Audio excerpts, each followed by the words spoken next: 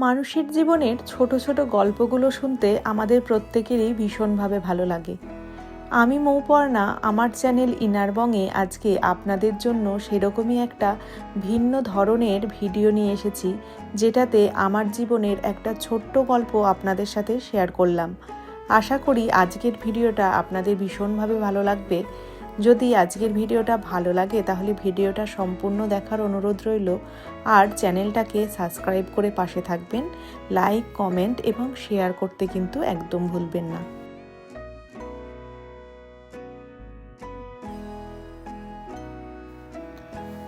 সালটা ছিল 2022, জুন মাসের 8 তারিখ। আজ থেকে ঠিক 3 বছর আগে সকাল 8টার সময় আমাকে ওটিতে নিয়ে যাওয়া হলো, আর ওটির বাইরে অপেক্ষা করছে সৈকত। দুজনেরই মনের মধ্যে তখন প্রচণ্ড অস্থিরতা, কিছুটা আনন্দ আর অনেকটা ভয়। ঠিক যখন 9:17 বাজে তখন ওটিতে ডাক্তারবাবু চিৎকার করে বলে উঠল, ছেলে হয়েছে রে তোর। কথাটা শুনেই বুকের ভেতরটা কেমন যেন একটা করে উঠল। চোখের জল বাঁধ মানল না। কাঁপা কাঁপা গলায় বলে উঠলাম, ডাক্তারবাবু, ও সুস্থ আছে তো? তখন একজন নার্স ছোট্ট মানুষটাকে আমার কাছে নিয়ে এসে বলল, দেখুন।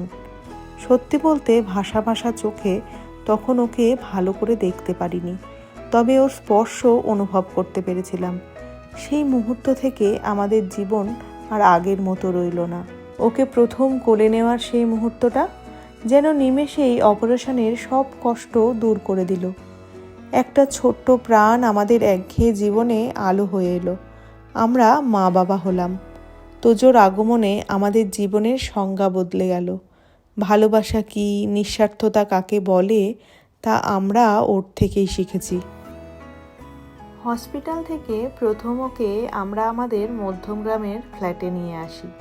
ওখানে মাসখানেক থাকার পর অফিসের জন্য সৈকতকে হায়দ্রাবাদ চলে আসতে হয়, আর আমি তোজোকে নিয়ে চলে যাই আমাদের বেথুয়ার বাড়িতে।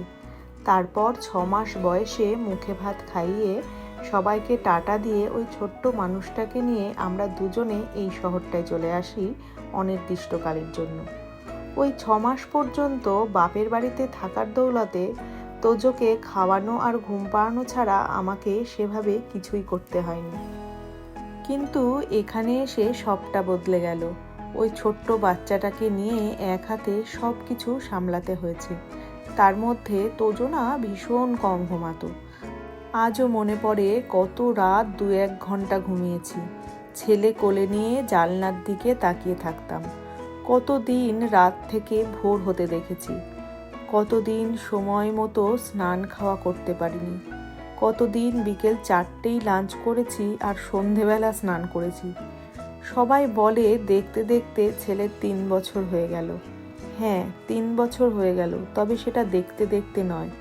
এটাই ছিল আমাদের জীবনের সবচেয়ে লং পিরিয়ড, যা আমাদের অনেক কিছু শিখিয়েছে। জীবনের সব থেকে প্রিয় স্মৃতি দিয়ে গেছে আর করে গেছে অনেকটা দায়িত্ববান, যা আমাদের সারা জীবনের স্মৃতি হয়ে থাকবে।